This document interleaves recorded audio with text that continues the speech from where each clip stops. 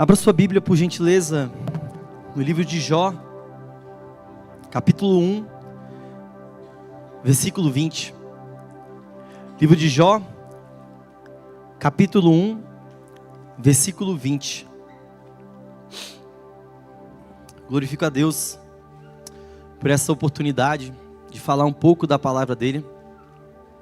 Agradeço ao convite do pastor Arley, que para mim é um grande pai, um camarada que me recebeu de braços abertos, cuidou de mim. E para a honra e glória de Deus, hoje nós estamos tendo frutos do Espírito Santo. Agradeço também a liderança da igreja que confiou e que Deus possa nos usar e continuar nos usando. Já encontrou aí? Se você tem a Bíblia, Jó capítulo 1, versículo 20. Eu queria, se você tem caneta, e se você costuma riscar sua Bíblia, eu tenho uma Bíblia para riscar e outra Bíblia só para ler, sabe? Não sei como é que são vocês. Diz assim: então Jó se levantou e rasgou o seu manto, e raspou a sua cabeça, e se lançou em terra, e adorou. Agora eu vou pedir no 3 que vocês leiam comigo, pode ser? 1, 2, 3. Então...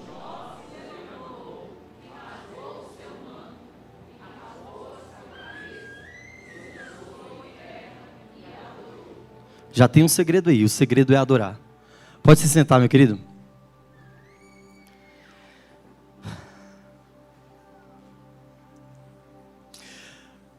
No ano passado, quando houve o final das eleições aqui no Brasil, particularmente eu fiquei extremamente preocupado.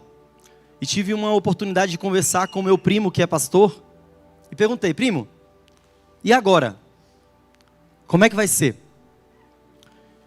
Ele falou assim: nós vamos continuar confiando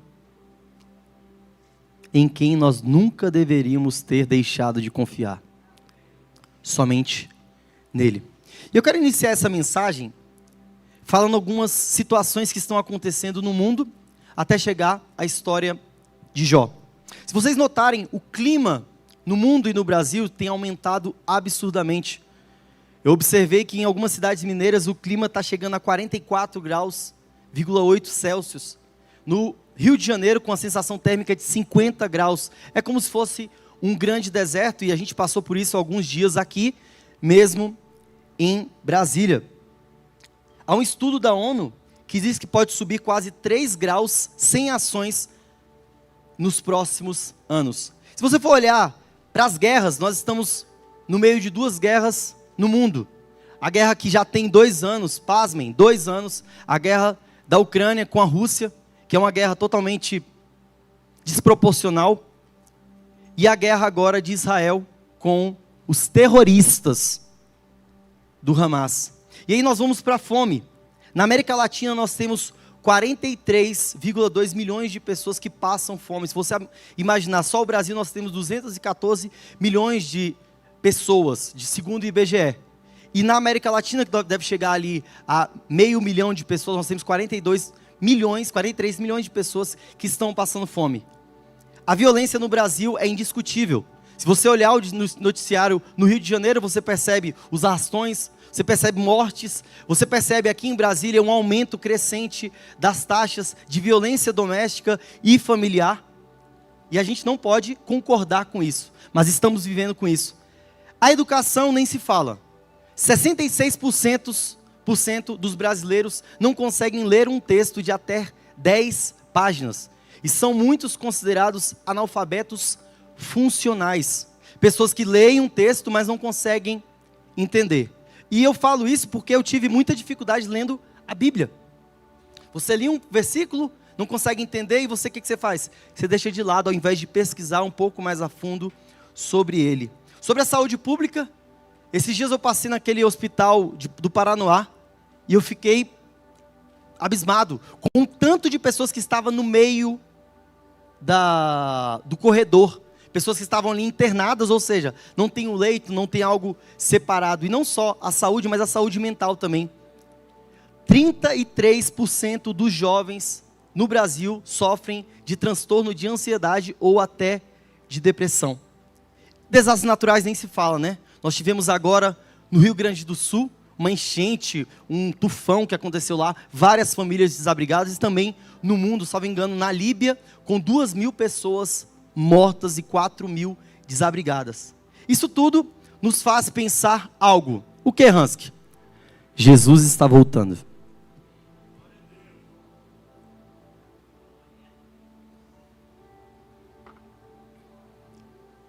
O Salmo 20, versículo 7 vai dizer: uns confiam em carros, outros em... E nós? Será mesmo que nós estamos confiando no Senhor? O livro de Jó, ele é dividido em 3 partes.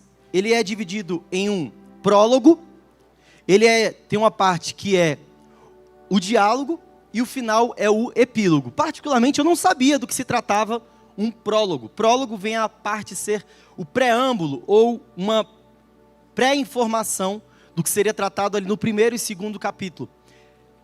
Nesse prólogo, há a conversa entre Deus e Satanás sobre o filho Jó.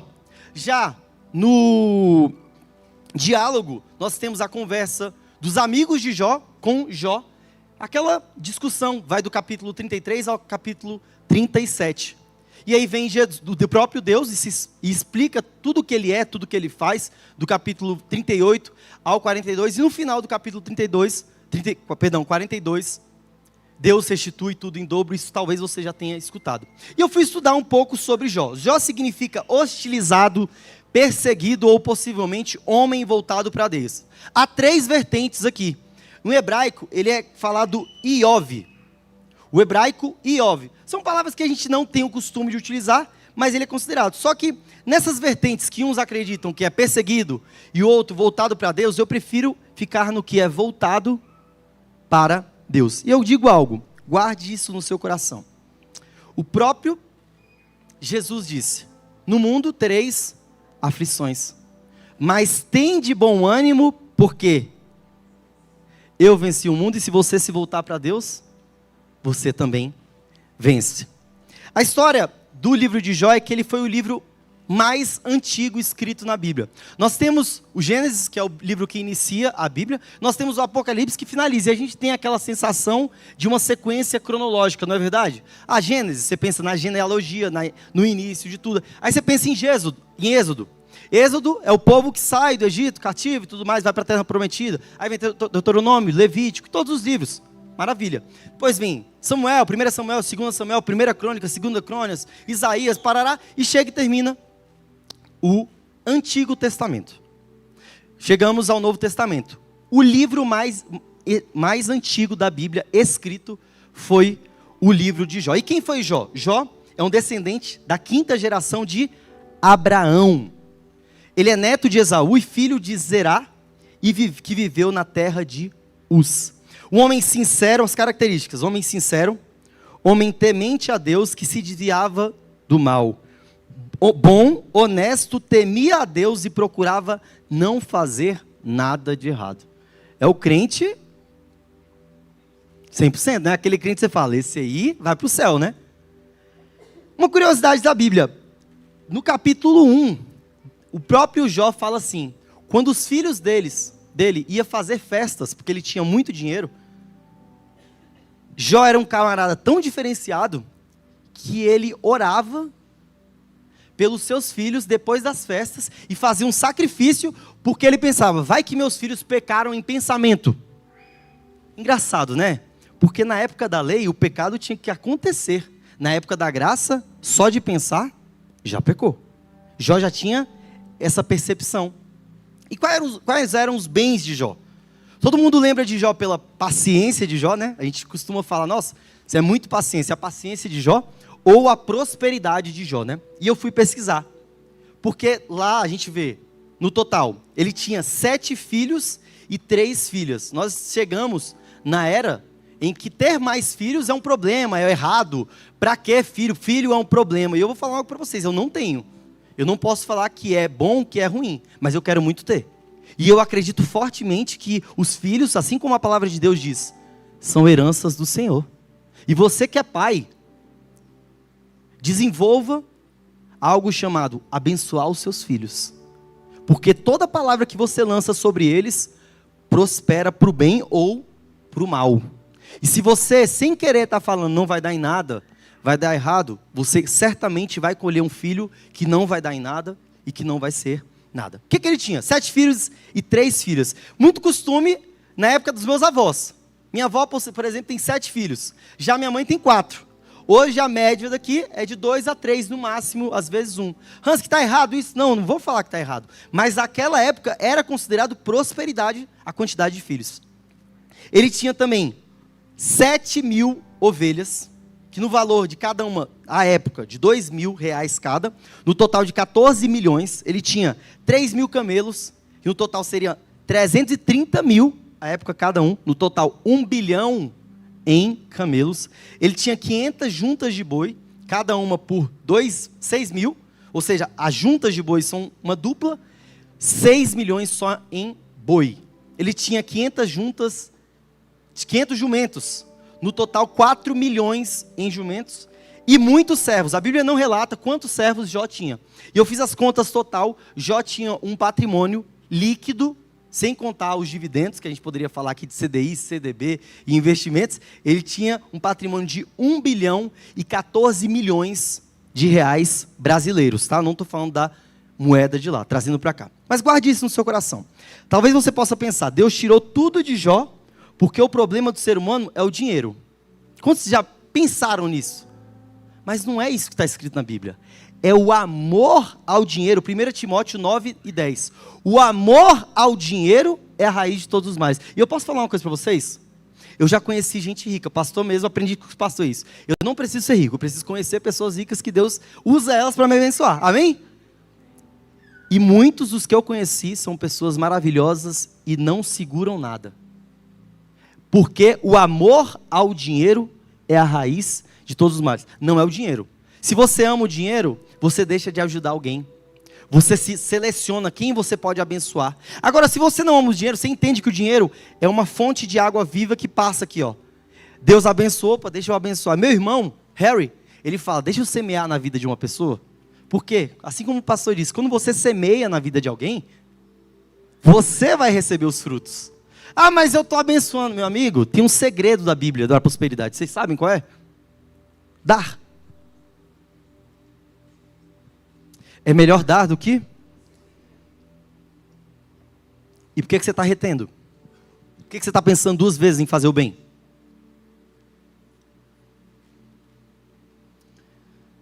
Pois o amor ao dinheiro é a raiz de todos os males. Algumas pessoas cobiçaram o dinheiro e desviaram-se da fé e se atormentaram. E a gente coloca como o quê? Quanto menos dinheiro, mais próximo de Deus eu estou. Não.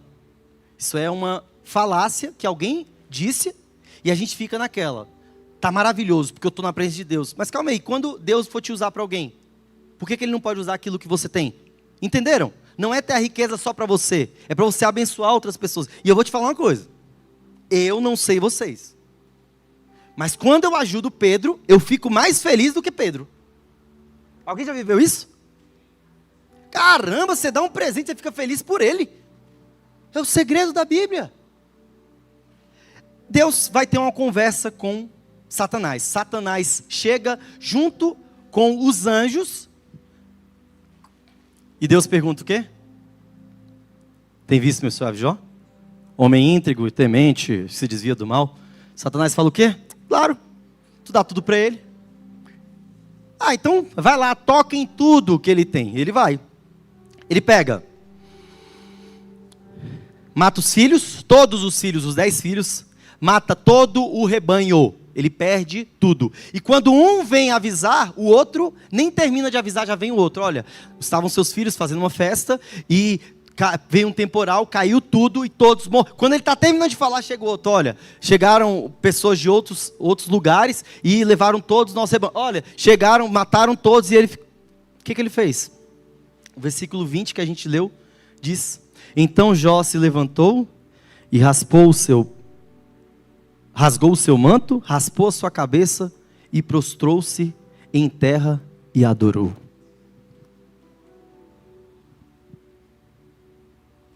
Humanamente falando, é um absurdo. Meu irmão, a gente está falando de alguém que perdeu tudo. Eu não falei só de bens, não. Estou falando da família dele. E para concluir melhor, vem ainda a esposa e fala: amaldiçoa esse Deus e morre. Ele fala: não, você está equivocada. Deus me deu e Ele mesmo tomou. Eu vou adorar. E eu pergunto para você, aqui nessa manhã, quem você é nessa história? Jó? Ou você é talvez a esposa de Jó? Eu acho a esposa de Jó uma pessoa má demais. Como é que ela fala isso? Um homem de Deus não tem que amaldiçoar. Mas quantas vezes a gente não vê uma pessoa que está doente, que está passando mal, que está muito mal no final da vida e fala: estava sofrendo muito. Seria melhor... Calma aí. A gente não quer ver ninguém sofrendo, essa é a verdade. Também, a esposa de Jó não queria vê-lo sofrer. Só que existe um propósito para cada prova que eu e você passamos. Beleza. Isso no capítulo 1. Capítulo 2. Novamente, Deus está no seu trono, chegam os anjos e infiltrados, chega Satanás. Deus chega e fala assim: viu lá, cara? Meu servo Jó tirou tudo, continua me adorando. Ele: claro, você tocou nas coisas dele, toca na pele. Meus irmãos, eu não sei se vocês já tiveram uma doença muito séria. Mas a doença, o pior da doença, é o abatimento que ela te traz. A fraqueza que ela te traz. Você não consegue trabalhar. Eu já peguei dengue. Meu Deus do céu, que doença pesada. E o diabo sai e toca na saúde dele. Capítulo 3, os amigos de Jó encontram Jó. Vamos lá encontrar com ele, porque sabem que ele perdeu tudo. Quando eles chegam, eles simplesmente se prostram e começam a chorar. Porque é tanta tristeza que não dá para fazer nada. E o livro de Eclesiastes vai dizer que há mais verdade em um sepultamento do que numa festa. Não tem como você mentir a tristeza. Você pode mentir a alegria. E ele chega. Passam 7 dias e 7 noites chorando e em silêncio. E aqui vem uma palavra para o seu coração. O silêncio é uma das melhores falas. Às vezes você vê alguém passando por uma dificuldade e você quer o quê? Falar: pecou. Assim como diz na Bíblia, na parte de Jesus: ou foi ele, ou foi seus pais. Quem foi que pecou? E se for uma prova de Deus? Porque eu não ouvi nenhuma parte aqui falando que Jó pecou e por isso estava passando por essa dificuldade. Do capítulo 37 até o 3, voltando, nós temos um diálogo que envolve quem? Os amigos de Jó. Quem foram os amigos de Jó? Nada mais, nada menos que pessoas sábias, que sabiam de tudo, sabiam até de Deus, para piorar. Ele faz Bildade, Zofar. Sabe o que eles disseram? Jó, aos pecados cometidos anteriormente por ele vai o quê? Confrontar os amigos. Ficaram 7 dias em silêncio, sábios. Vamos falar: não, ele está passando por dificuldade. Mas agora vamos começar a pensar: o que foi? E nós, o ser humano, a gente tem essa necessidade de procurar um motivo da prova que os outros estão passando. Mas claro, não come, por isso que está desse jeito. Que é claro, não faz atividade física, por isso que está passando mal. Não ora, por isso que não está na presença de Deus. Não jejuma, porque... Ei, nós precisamos aprender, isso vale primeiro para mim, tá? A orar pela vida deles. Eu aprendi isso com meu irmão. Eu começo a falar de alguém para ele, porque eu não sou nenhum santo. Aí ele fala: vamos orar. Eu falo: caramba, tem como falar com esse cara não, esse cara é de Deus, vou ficar quieto. E aqui nós vemos que esses julgamentos são de amigos. E eu quero dizer uma palavra para o seu coração hoje. Não tem como o seu inimigo te decepcionar. Quem vai te trair é seu amigo. A própria Bíblia diz que você vai brigar com seus parentes.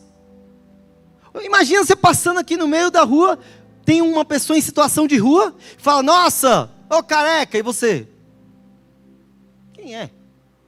Mas se uma pessoa do seu convívio fala isso para você, ela te atinge, porque ela acessa as suas emoções.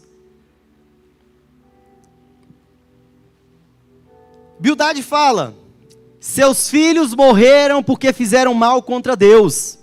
Zofar fala: Jó estava sofrendo menos do que de fato merecia, meu irmão. Ele falou diretamente, tá? Não foi pelo WhatsApp nem no grupo, não. Quando nós vemos alguém, um irmão, passando por uma provação, vida financeira, saúde, familiar, nós sempre temos a resposta. E se a resposta for uma aprovação de Deus? Jó debate com seus amigos, do 38, do terceiro ao 38, ele começa a conversar. Eu não fiz nada, eu não sei porque eu estou sendo julgado, só que ele começa a errar. Sabe por quê, meu irmão? Falar. Quando você fala, muda alguma coisa? Não. Mas as mulheres vão falar o quê? Se eu não falar, eu não durmo. E os homens vão falar o quê? Eu falo na cara.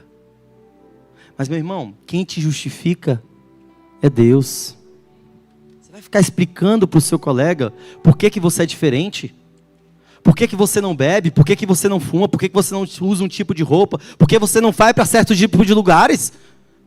Quem te justifica é Deus. Mas eu estou sendo perseguido, eu preciso explicar. A vingança pertence a quem? Ah, então agora, Hans, que se alguém fizer algo contra mim, eu vou falar, Deus, pune. Não, você só vai falar, Deus, que abençoe, porque Jesus nos ensinou a orar pelos inimigos, não foi? E Jesus cuida. Daqui a pouco você recebe a notícia, boa ou ruim, você fala, que estranho, né? Você queria que ele fosse mal? Não. Por quê? Porque quando você pega um sentimento negativo sobre alguém, aquele sentimento te corrompe de tal forma que você fica pensando naquela pessoa. É a questão do perdão. Eu não perdoo, eu fico bebendo aquele veneno todo dia pensando nela. Será que deu certo? Deixa eu olhar o Instagram dela. Ixi, não saiu hoje, é? Fez nada. Ixi, no YouTube também não. No WhatsApp nada. Ó, não está bem não. Não, meu amigo. Entrega nas mãos de Deus que Deus cuida. Não para fazer o mal, porque senão a gente vira feiticeiro. Fez o mal para mim, eu vou desejar o mal e orar. Deus, mata. O que é isso, meu irmão? Deus, faça a tua vontade. Essa é uma palavra de sabedoria. Ficar se preocupando e reclamando não muda nada. A negatividade dos outros não é problema seu. Às vezes você está passando por uma dificuldade. Vou colocar assim, vamos supor que fosse uma dificuldade. Você não tem um certo tipo de bem. E alguém olha para você, nossa, você não tem isso? Aí você fala, mas não me faz falta. Deixe que a pessoa fale, meu irmão.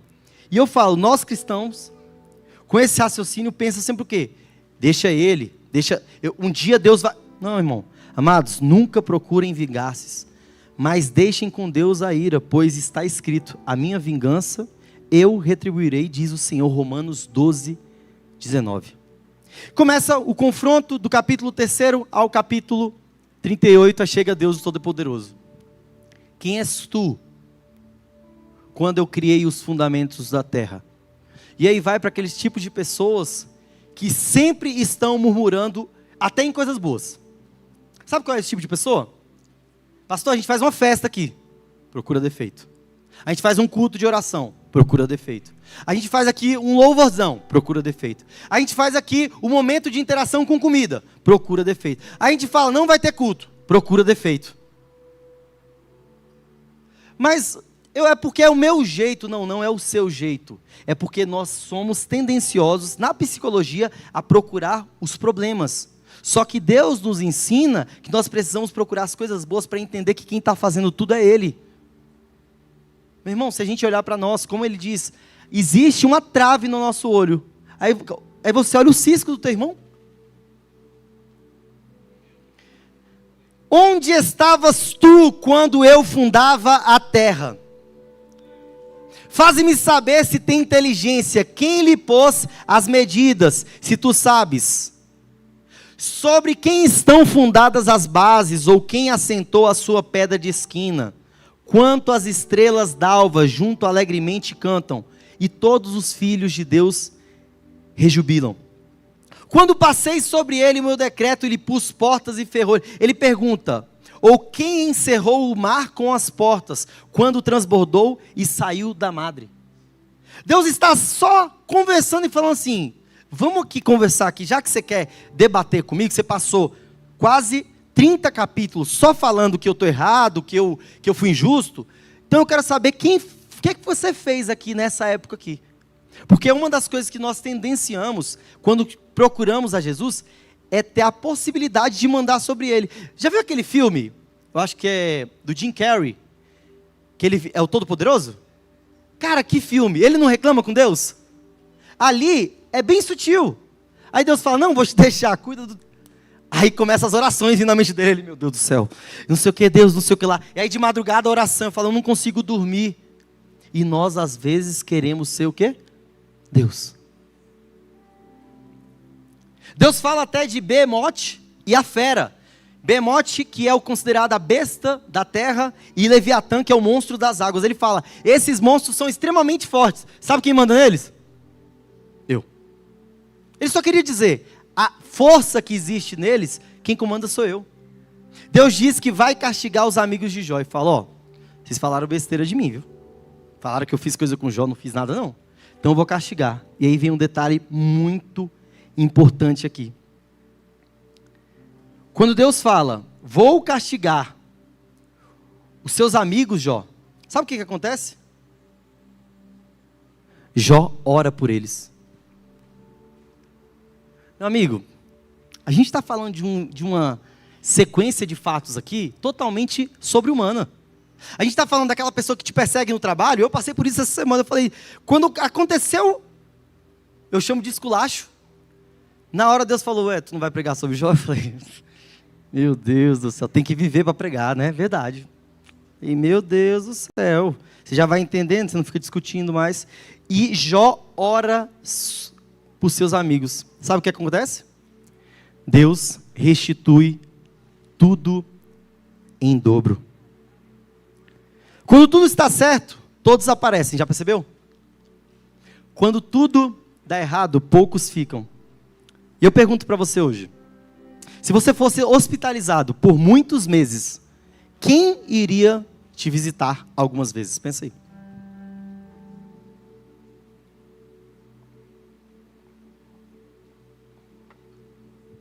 E quem ficaria com você o tempo todo?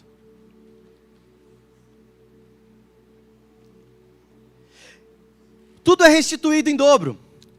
14 filhos e 6 filhas. 20 filhos. Glória a Deus, amém? Aqui é o momento que a gente dá glória, né? Porque a gente pensa, vai restituir na minha vida, porque eu estou passando... Eu sou Jó, Hansky.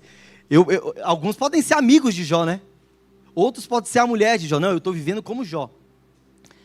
14 mil ovelhas, 28 milhões. Em resumo, ele tinha 1 bilhão e 14 antes, e ele vai para 2 bilhões e 24 milhões. Só para ficar mais claro, 1 bilhão é 1.000 milhões. Eu nunca nem vi, nem comi, só ouço falar. É muito dinheiro. E como a gente entende isso? O que podemos aprender com Jó? Íntegro, reto, temente, correto. Quando perdeu seus filhos e bens, adorou. Quando ficou doente, não pecou com seus lábios, fazia sacrifício pelos seus filhos, até se pecassem impensalmente. Perdeu todos os bens, perdeu todos os filhos, sua mulher mandou amaldiçoar, e ele adorou. Mas eu tenho um comparativo de Jó com Jesus. Jó tinha um berço de ouro. Jesus não tinha nenhum lugar para nascer. Jó tinha bens, filhos, animais. Jesus era apenas carpinteiro. Jó era reto, íntegro. Jesus não tinha pecados. Jó orava pelos seus filhos para não pecar. Jesus, com 12 anos, já ensinava na sinagoga. Jó era o mais rico do Oriente. Jesus não tinha nada nas mãos. Jó foi humilhado por seus amigos. Os discípulos de Jesus o traíram e o negaram. Jó perdeu tudo e adorou. Jesus foi julgado inocentemente e nada falou. Jó reclamou com Deus pelo sofrimento. Jesus foi humilhado sem dizer nada. Deus responde Jó. Deus vê o seu filho Jesus apanhando e não interrompe. Deus dá tudo em dobro para Jó. Jesus recebe uma coroa de espinhos. Jó orou pelos seus amigos. Jesus fez o contrário, ele orou pelos inimigos. Jó festeja com a sua família. Jesus não tinha sequer um túmulo que foi doado. Jó vê seus netos, bisnetos. Jesus não pôde acompanhar os seus discípulos. Jó é lembrado como um homem próspero e paciente. Jesus é lembrado como o único homem que não teve pecado. Verdadeiramente filho de Deus. E Jó não morreu por nós. Jesus, ele morreu por nós. Viveu por 33 anos na terra. O seu ministério de 3 anos e meio. Curou, libertou, salvou. Jesus chamou a atenção por milagres e maravilhas. Mas o que ele queria era intimidade e salvação. Se Jesus estava citando uma pregação, e o camarada disse assim: Jesus foi o maior marqueteiro dessa terra. Mas por quê? Porque no marketing a gente aprende que a gente te oferece aquilo que você quer e te entrega aquilo que você precisa. Jesus pode curar a sua família, ele pode libertar aquele que está preso, e ele pode sarar aquele que está doente. Mas na verdade, ele não quer só resolver a sua vida financeira. Jesus, ele não quer resolver só aquela sua doença incurável, assim como minha mãe teve câncer há alguns anos e graças a Deus foi curada. Se tiver alguém aqui doente, Deus vai curar. Mas não é só isso que ele quer. Ele quer te salvar. Mas antes de você ir para o céu, ele quer se relacionar com você aqui na terra. Como é que você sonha com um lugar que você não quer ficar hoje em dia? Como é que você tem saudade de algo que você não vive hoje, aquilo que você pode viver? Ainda sobre Jesus, mesmo assim foi condenado pelo romano Pôncio Pilatos. Jesus teve o pior tipo de morte da época, que era destinado aos piores bandidos. Morte de cruz. Sabe como é que a cruz mata? Já pararam para pesquisar sobre? Além dele ter açoitado absurdamente, dele ter suado sangue, sabe como é que a cruz mata? Asfixia. Eu tenho asma, graças a Deus não tenho tido crises. Mas para quem tem asma, sabe que quando você passa mal de asma, é como se você estivesse se afogando no seco. Alguém aqui talvez já teve um momento de afogamento, engoliu água, e aquela sensação de impotência é absurda. Jesus, ele foi morto da maneira que é absurdamente, porque você aos poucos não consegue abrir e fechar os seus pulmões, porque os seus braços estão abertos e os seus braços estão segurando o seu peso. Havia também um ladrão, ou melhor, 2 ladrões. Um acreditou e falou: verdadeiramente, és o Filho de Deus. Quando chegar lá, lembra aqui de mim? Hoje mesmo, já está lá. Por isso que eu e você, a gente tem que ter muito cuidado, quando a gente percebe alguém que a gente tem a certeza que não vai para o céu, sabe? Fala: tem certeza? Aí o outro zombou. Jesus não é invasor. Ele só entra se você abrir a porta. E lá na cruz ele ainda grita: Eli, Eli, lama sabachthani. Que é: Deus meu, por quê? Sabe o que eu vejo nessa parte?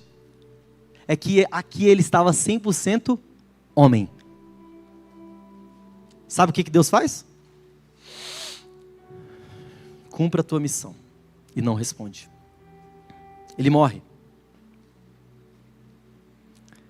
Veio para os seus, e os seus não o receberam, mas todos quanto receberam, deu-lhes o poder de serem feitos filhos de Deus. A saber, aos que creem no seu nome. Venham a mim todos os que estão cansados e sobrecarregados, e eu darei descanso a vocês. Tomem sobre vocês o meu jugo e aprendam de mim, pois sou manso e humilde de coração.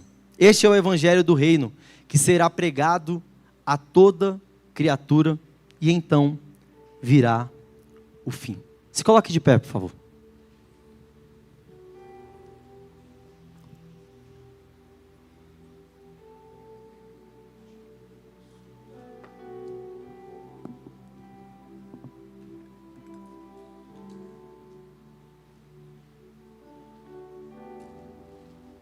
Eu quero dizer que essa pregação, ela foi uma pregação, e Jesus aqui, ele foi como um sniper. O sniper é aquele cara que tem um tiro de precisão, sabe? Eu tenho certeza que esta pregação, que Deus colocou no meu coração, foi para alguém aqui nesta manhã. Eu falei de Jó. Eu falei que Jó sofreu, foi humilhado. Talvez você está sendo humilhado e está sofrendo. Eu falei que Jó perdeu seus bens. Talvez você não tenha mais bens e está perdendo tudo. Eu falei que Jó perdeu os seus filhos. Talvez você está distante da sua família. Eu falei que Jó foi humilhado por muito tempo pelos seus amigos. Mas ele adorava. E eu falei que o próprio Deus encontra com Jó numa tempestade e fala toda a verdade para ele. Querido, eu fiz um comparativo com Jó e Jesus, mas não tem como comparar. E eu quero dizer para você que hoje é uma manhã de restauração e de salvação. Eu quero que vocês puxem aquela música.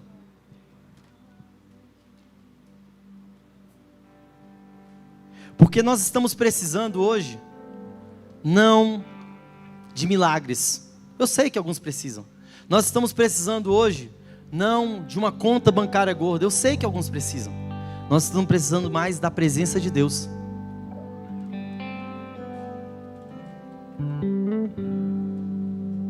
A presença de Deus é algo sobre-humano. Antes de subir aqui, eu não conseguia me conter em lágrimas, porque eu sei de onde Deus me tirou. E eu quero convidar 2 tipos de pessoas aqui para vir aqui à frente para receber uma oração. Peço que os pastores, os líderes que possam orar, por gentileza, se posicionem. Aquelas pessoas que estão cansadas, fadigadas, que já não aguentam mais. Aquelas pessoas que já falaram, cara, não sei nem por que eu vim hoje. Botei a roupa, foi quase que no automático. Alguém falou, vamos, eu fui. Deus marcou um encontro contigo, querido.